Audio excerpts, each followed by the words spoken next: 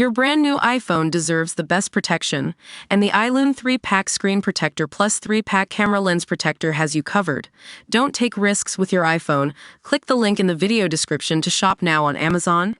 Welcome to Hoop Headlines, where the hottest takes on the NBA and pop culture collide. I'm your host, David Dennis Jr., and today we're joining forces with Yahoo Sports NBA writer and host of the Good Word podcast, Vince Goodwill. We're talking playoffs, folks. The Golden State Warriors vs. Minnesota Timberwolves series has taken a dramatic turn with Stephen Curry's hamstring injury. Can the Dubs bounce back from this setback? Let's dive in with Vince. So, I have to ask, what are your thoughts on the Warriors' chances now that Curry's out for a while? Do you think they'll be able to close out this series against the Timberwolves? You know, David, it's tough to predict when Curry is on the court, but without him, the Warriors' offense has been forced to rely on their bench and other players stepping up. For me, that's a concern. The Timberwolves have shown they can compete with anyone in the league when Keldon Johnson is playing well. It's interesting because when we talked last week about the playoffs, I mentioned that the Warriors were still the team to beat, but now their chances are slipping away. But here's the thing, Golden State has been in tough situations before and come out on top. They've got the talent, they've got the experience, and they're not going to give up without a fight. But I'm curious, Vince, you mentioned that Curry is actually one of your lower-ranked all-time point guards. What's behind that?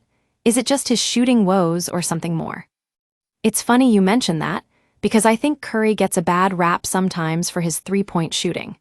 People forget that he's still an elite playmaker and scorer in the paint. When you take away the outside shot, which is what happened last season, Curry becomes even more of a threat to defenses.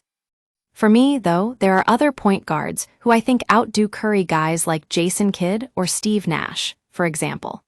They were always masters of reading the defense and making plays that Curry sometimes doesn't make because he's trying to score. That's a great point, Vince. The art of playmaking is often overlooked when it comes to all-time point guards.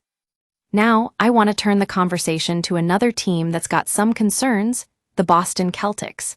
They've been on fire this season, but their style of play has raised eyebrows among NBA fans and coaches alike. What do you think about their approach, and do you see them making it to the finals? You know, David, I think the Celtics are a bit like a Ferrari that needs to find its gears. Sometimes they're blazing fast, and other times they're stuck in neutral.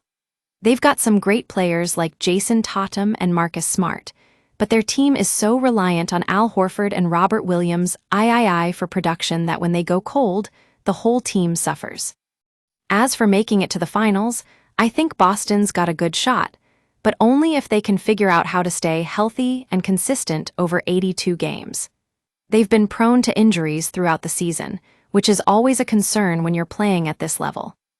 It's interesting that you bring up consistency as a key factor for the Celtics. Do you think they'll be able to overcome their flaws and become one of the top teams in the East? Ultimately, it comes down to how deep Boston wants to go and what kind of investment they want to make in free agency. If they think they can win it all without breaking the bank, then I think they've got a shot. All right, folks, time's running out. But before we wrap up this episode of Hoop Headlines, let's talk about one more thing, Saquon Barkley's Met Gala fit. Vince, what do you think? Laughs, well, David, I'll give you that. If anyone can rock a designer outfit on the red carpet, it's Barkley. He was absolutely dashing as Dapper Dan himself. But seriously, it's great to see Saquon stepping out of his comfort zone and showing off his style. And there you have it, folks. The ball up top conversation has come to an end, but the debate lives on. Thanks for tuning in to this episode of Hoop Headlines. Don't forget to subscribe for more NBA coverage and pop culture analysis.